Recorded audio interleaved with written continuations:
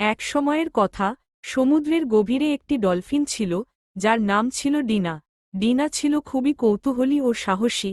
সে প্রতিদিন সমুদ্রের বিভিন্ন জায়গায় ঘুরে বেড়াত, নতুন বন্ধু খুঁজত আর অন্য প্রাণীদের সাহায্য করত। একদিন ডিনা দেখতে পেল, একটি ছোট কচ্ছপ জালের মধ্যে আটকে গেছে। কচ্ছপটি ভয় পাচ্ছিল, আর জাল তাকে ডুবিয়ে নিচ্ছিল। ডিনা সঙ্গে সঙ্গে বন্ধুদের ডেকে আনল, আরও কিছু ডলফিন, একটি অক্টোপাস এবং একঝাঁক মাছ। সবাই মিলে জালটি কাটতে লাগল। অনেক চেষ্টার পর তারা কচ্ছপটিকে মুক্ত করতে পারল। কচ্ছপটি কাঁদতে কাঁদতে বলল, তোমরা না এলে আমি বাঁচতে পারতাম না। তোমরা আমার জীবনের রক্ষাকর্তা। ডিনা হাসল আর বলল, বন্ধুদের জন্যই তো আমরা একে অপরের পাশে থাকি। এরপর থেকে ডিনা ও কচ্ছপটি ছিল গাঢ় বন্ধু। তারা একসঙ্গে সমুদ্রের তলদেশে অনেক মজার অভিযান করত আর অন্য প্রাণীদের সাহায্য করত।